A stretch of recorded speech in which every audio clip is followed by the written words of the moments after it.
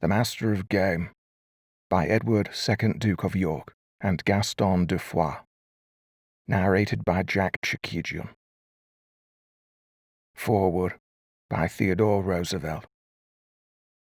During the 19th century that has just closed, Englishmen have stood foremost in all branches of sport, at least so far as the chase has been carried on by those who have not followed it as a profession.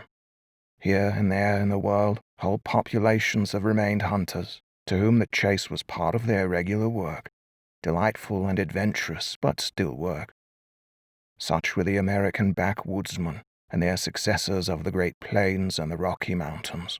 Such were the South African Boers, and the mountaineers of Tyrol, if not coming exactly within this class, yet treated the chase both as a sport and a profession. But disregarding these wild and virile populations, and considering only the hunter who hunts for the sake of the hunting, it must be said of the Englishman that he stood preeminent throughout the 19th century as a sportsman for sport's sake. Not only was fox hunting a national pastime, but in every quarter of the globe Englishmen predominated among the adventurous spirits who combined the chase of big game with bold exploration of the unknown. The icy polar seas, the steaming equatorial forests, the waterless tropical deserts, the vast plains of wind-rippled grass, the wooded northern wilderness, the stupendous mountain masses of the Andes and the Himalayas. In short, all regions, however frowning and desolate, were penetrated by the restless English in their eager quest for big game. Not content with the sport afforded by the rifle, whether on horse or afoot, the English in India developed the use of the spear, and in Ceylon the use of the knife as the legitimate weapons with which to assail the dangerous quarry of the jungle and the plain. There were hunters of other nationalities, of course Americans, Germans, Frenchmen, but the English were the most numerous of those whose exploits were best worth recounting, and there was among them a larger proportion of men gifted with the power of narration. Naturally, under such circumstances, a library of 19th century hunting must be mainly one of English authors. All this was widely different in the preceding centuries. From the Middle Ages to the period of the French Revolution, hunting was carried on with keener zest in continental Europe than in England, and the literature of the chase was far richer in the French, and even in the German tongues than in the English. The Romans, unlike the Greeks, and still more unlike those mighty hunters of old, the Assyrians, cared little for the chase, but the white-skinned, fair-haired, blue-eyed barbarians, who out of the wreck of the Roman Empire carved the states from which sprang modern Europe, were passionately devoted to hunting. Game of many kinds then swarmed in the cold, wet forests which covered so large a portion of Europe. The kings and nobles and the free men generally of the regions which now make France and Germany followed not only the wolf, boar, and stag, the last named the favorite quarry of the hunter of the Middle Ages, but the bear, the bison, which still lingers in the Caucasus and in one Lithuanian preserve of the Tsar, and the aurochs, the huge wild ox, the urus of Caesar, which has now vanished from the world. In the Nibelungenlied, when Siegfried's feats of hunting are described, it is specified that he slew both the bear and the elk, the bison and the aurochs. One of the early Burgundian kings was killed while hunting the bison, and Charlemagne was not only passionately devoted to the chase of these huge wild cattle, but it is said prized the prowess shown therein by one of his stalwart daughters. By the 14th century, when the Count of Foix wrote, the aurochs was practically or entirely extinct, and the bison had retreated eastwards, where for more than 3 centuries it held its own in the gloomy morasses of the plain southeast of the Baltic. In Western Europe the game was then the same in kind that it is now, although all the larger species were very much more plentiful, the roebuck being perhaps the only one of the wild animals that has since increased in numbers. With a few exceptions, such as the Emperor Maximilian, the kings and great lords of the Middle Ages were not particularly fond of chamois and ibex hunting. It was reserved for Victor Emmanuel to be the first sovereign with whom shooting the now almost vanished ibex was a favorite pastime. Eager though the early Norman and Plantagenet kings and nobles of England were in the chase, especially of the red deer, in France and Germany the passion for the sport was still greater. In the end, on the continent, the chase became for the upper classes less a pleasure than an obsession, and it was carried to a fantastic degree. Many of them followed it with brutal indifference to the rights of the peasantry and to the utter neglect of all the serious affairs of life. During the disastrous period of the 30 Years' War, the Elector of Saxony spent most of his time in slaughtering unheard-of numbers of red deer.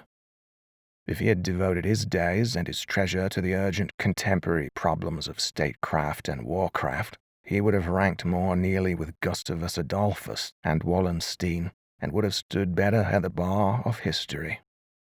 Louis XVI was devoted to the chase in its tamer forms, and was shooting at driven game when the Paris mob swarmed out to take possession of his person. The great lords, with whom love of hunting had become a disease, not merely made of game preserving a grievous burden for the people, but also followed the chase in ways which made scant demands upon the hardier qualities either of mind or of body. Such debased sport was contemptible then, and it is contemptible now. Luxurious and effeminate artificiality, and the absence of all demands for the hardy virtues, rob any pastime of all title to regard. Shooting at driven game on occasions when the day's sport includes elaborate feasts in tents, on a store of good things brought in wagons, or on the backs of sumpter mules, while the sport itself makes no demand upon the prowess of the so-called sportsman, is only a dismal parody upon the stern hunting life, in which the man trusts to his own keen eye, stout muscles, and heart of steel for success and safety in the wild warfare waged against wild nature. Neither of the two authors now under consideration comes in this undesirable class. Both were mighty men with their hands, terrible in battle, of imposing presence and turbulent spirit. Both were the patrons of art and letters. Both were cultivated in the learning of the day. For each of them the chase stood as a hardy and vigorous pastime, of the kind which makes a people great. One was Count Gaston de Foix, author of the most famous of medieval hunting books, a mighty lord and mighty hunter, as well as statesman and warrior. The other was Edward, 2nd Duke of York, who at Agincourt died victorious. He translated into English a large portion of Gaston de Foix's La Chasse, adding to it 5 original chapters. He called his book The Master of Game. Gaston's book is better known as Gaston Phoebus, the nickname of the author, which Froissart has handed down. He treats not only of the animals of France, but of the ibex, the chamois, and the reindeer, which he hunted in foreign lands. The Master of Game is the oldest book on hunting in the English language. The original chapters are particularly interesting because of the light they throw upon English hunting customs in the time of the Plantagenets. The book has never hitherto been published. 19 ancient manuscript copies are known. Of the 3 best extant, 2 are on the shelves of the Bloomsbury Treasure House, the other in the Bodleian Library. Like others of the famous old authors on venery, both the Count of Foix and the Duke of York show an astonishing familiarity with the habits, nature, and chase of their quarry. Both men, like others of their kind among their contemporaries, made of the chase not only an absorbing sport, but almost the sole occupation of their leisure hours. They passed their days in the forest and were masters of woodcraft. Game abounded, and not only the chase but the killing of the quarry was a matter of intense excitement and an exacting test of personal prowess, for the boar or the bear or hart at bay was slain at close quarters with the spear or long knife.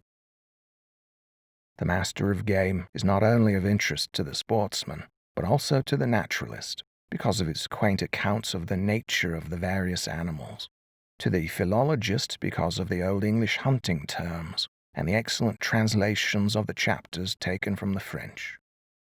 The translator has left out the chapters on trapping and snaring of wild beasts, which were contained in the original, the hunting with running hounds being the typical and most esteemed form of the sport. Gaston Phoebus's La Chasse was written just over a century before the discovery of America, the master of game some 15 or 20 years later. The former has been reprinted many times. Mr. Bailey Groman, in reproducing for the first time the latter in such beautiful form, has rendered a real service to all lovers of sport, of nature, and of books. And no one can get the highest enjoyment out of sport unless he can live over again in the library the keen pleasure he experienced in the wilderness. In modern life, big game hunting has assumed many widely varied forms. There are still remote regions of the earth in which the traveler must depend upon his prowess as a hunter for his subsistence, and here and there the foremost settlers of new countries still war against the game, as it has been warred against by their like since time primeval. But over most of the earth such conditions have passed away forever. Even in Africa, game preserving on a gigantic scale has begun. Such game preserving may be of two kinds. In one, the individual landed proprietor, or a group of such individuals, erect and maintain a private game preserve, the game being their property just as much as domestic animals. Such preserves often fill a useful purpose, and if managed intelligently and with a sense of public spirit and due regard for the interests and feelings of others, may do much good, even in the most democratic community. But wherever the population is sufficiently advanced in intelligence and character, a far preferable and more democratic way of preserving the game is by a system of public preserves, of protected nurseries and breeding grounds, while the laws define the conditions under which all alike may shoot the game, and the restrictions under which all alike must enjoy the privilege. It is in this way that the wild creatures of the forest and the mountain can best and most permanently be preserved. Even in the United States, the enactment and observance of such laws has brought about a marked increase in the game of certain localities, as for instance New England during the past 30 years. While in the Yellowstone Park, the elk, deer, antelope, and mountain sheep, and strangest of all, the bear, are not merely preserved in all their wild freedom, but by living unmolested have grown to show a confidence in man and a tameness in his presence, such as elsewhere can be found only in regions where he has been hitherto unknown. The chase is the best of all national pastimes, and this none the less because, like every other pastime, it is a mere source of weakness if carried on in an unhealthy manner, or to an excessive degree, or under over-artificial conditions. Every vigorous game, from football to polo, if allowed to become more than a game, and if serious work is sacrificed to its enjoyment, is of course noxious.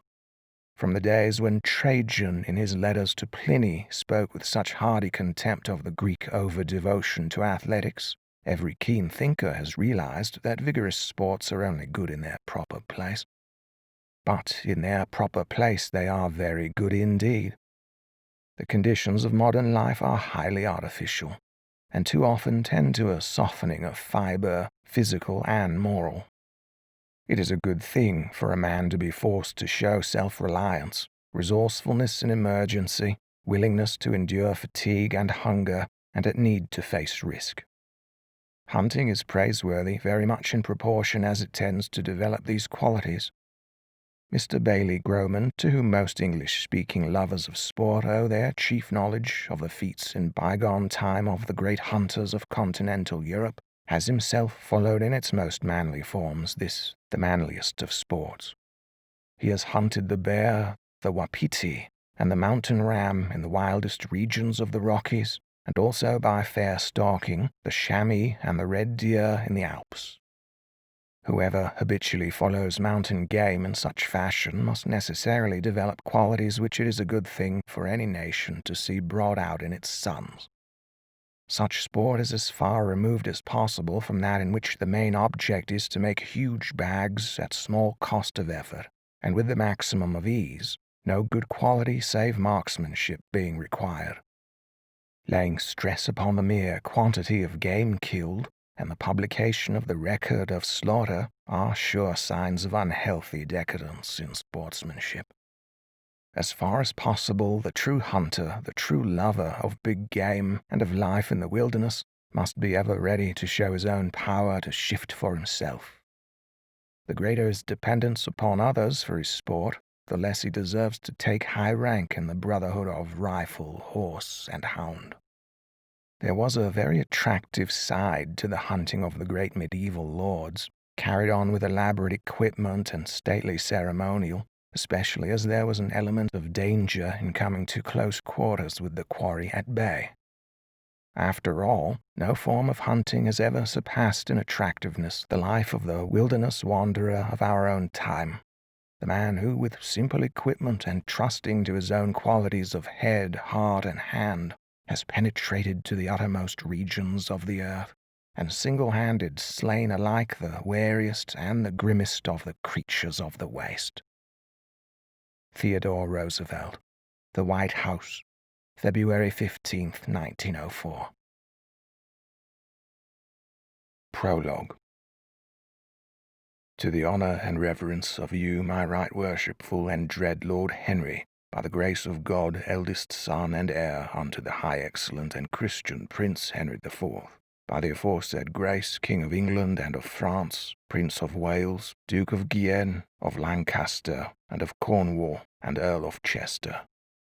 I, your own, in every humble way, have ventured to make this little simple book, which I recommend and submit to your noble and wise correction, which book, if it pleases your aforesaid lordship, shall be named and called Master of Game, and for this reason.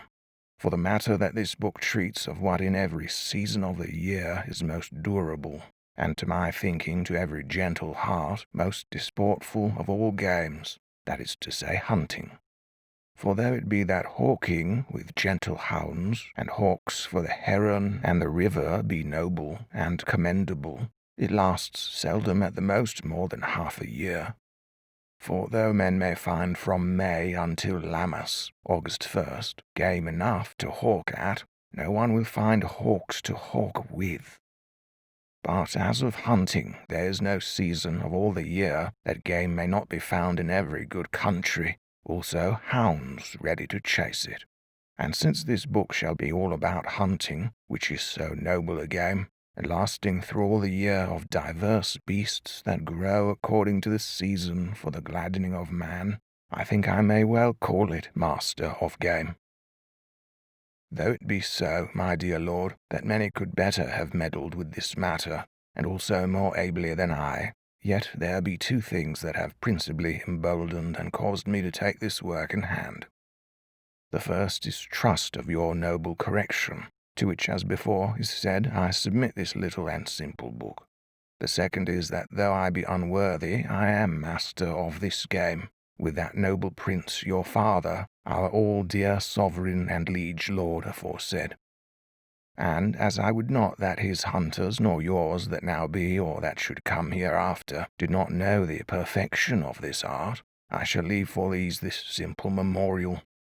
For as Chaucer says in his prologue of the 25 good women, by writing have men mind of things past, for writing is the key of all good remembrance.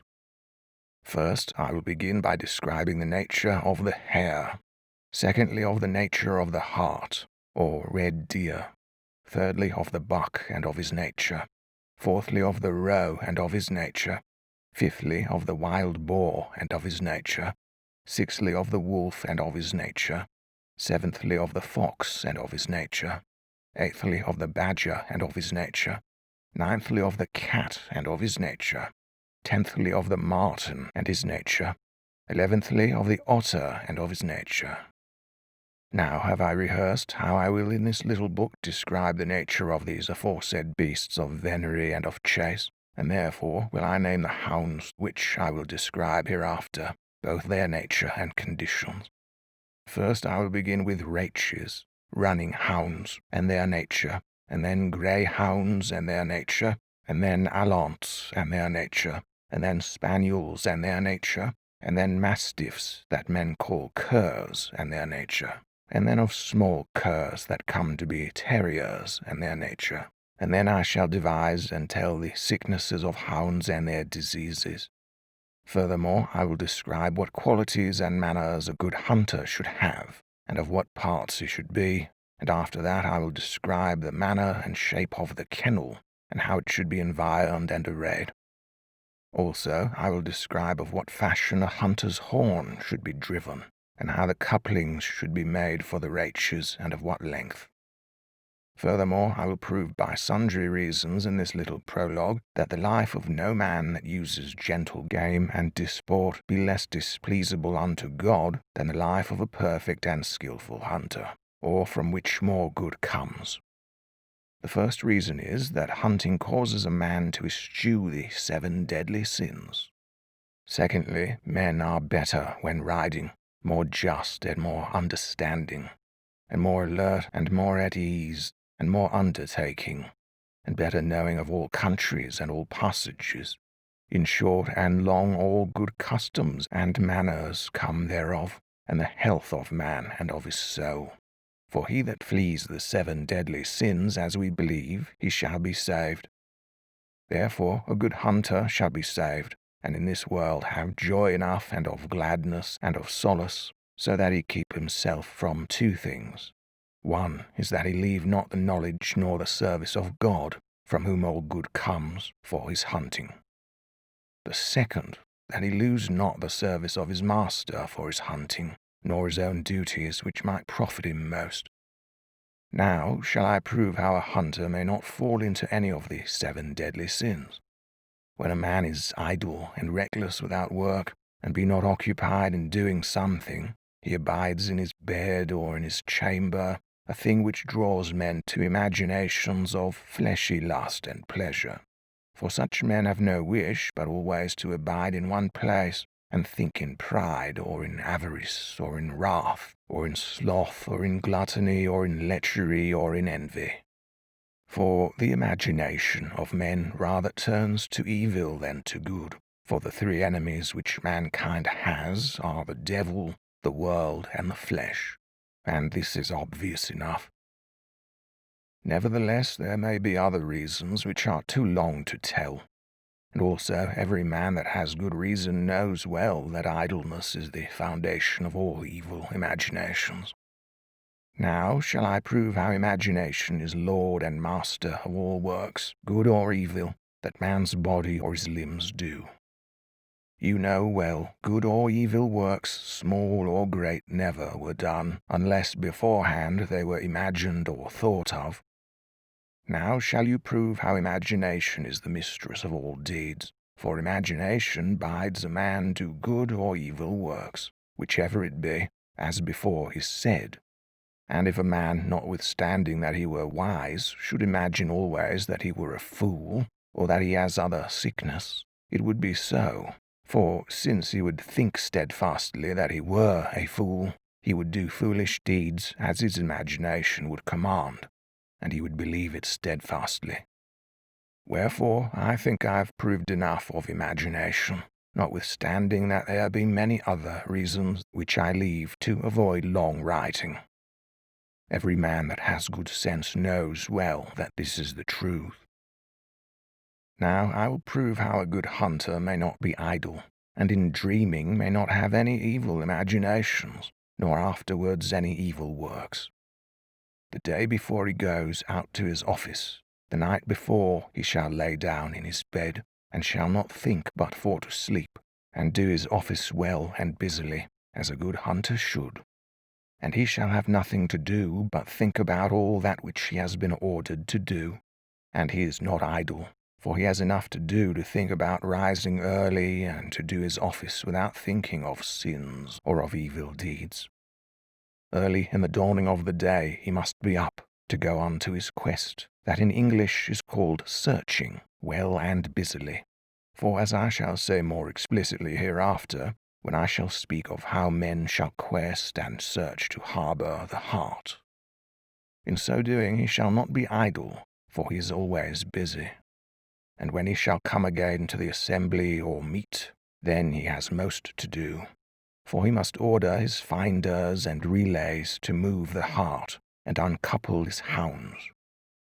With that he cannot be idle, for he needs to think of nothing except to do his office.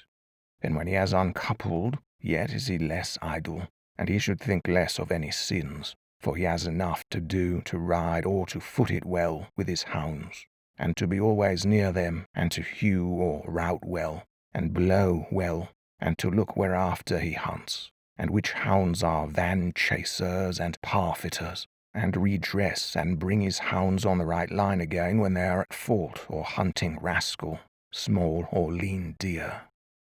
When the hart is dead, or what other chase he was hunting, then he is less idle, for he has enough to do to think how to undo the hart in his manner, and to raise that which pertains to him, and well to do his cure, giving the hounds their reward on the skin of the animal they have chased. And he should look how many of his hounds are missing of those that he brought to the wood in the morning, and he should search for them, and couple them up.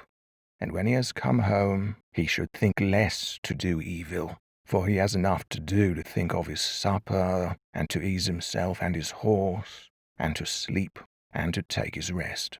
For he is weary, and to dry himself of the dew or peradventure of the rain.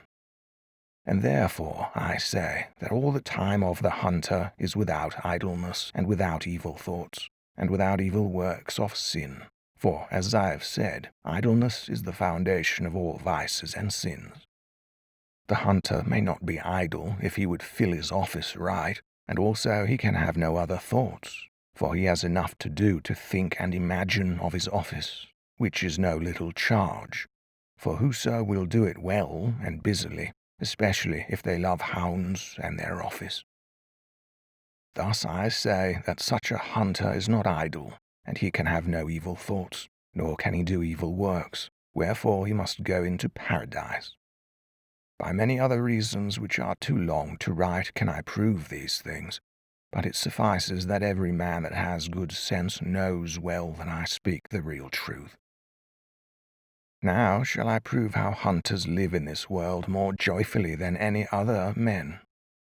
When the hunter rises in the morning, and he sees a sweet and fair morn and clear weather and bright, and he hears the song of the small birds, which sing so sweetly with great melody and full of love, each in its own language in the best way that it can according that it learns of its own kind, and when the sun is arisen, he shall see fresh dew upon the small twigs and grasses, and the sun by his virtue shall make them shine.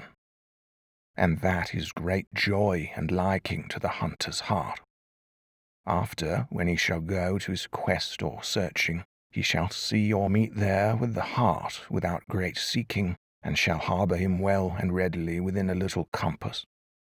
It is great joy and liking to the hunter, after when he shall come to the assembly or gathering, and he shall report before the Lord and his company that which he has seen with his eyes, or by scantillon, by measure, of the trace, the slot, which he ought always of right to take, or by the fumes, the excrements, that he shall put in his horn or in his lap.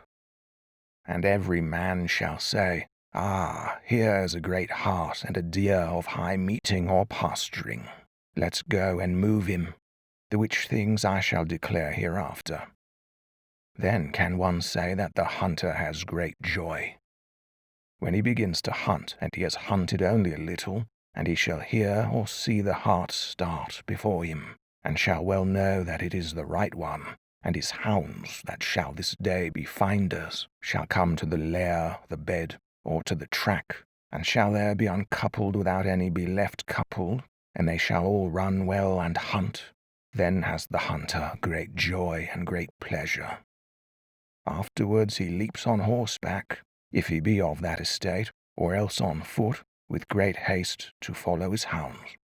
And in case, by chance, the hounds shall have gone far from where he uncoupled, he seeks some advantage to get in front of his hounds.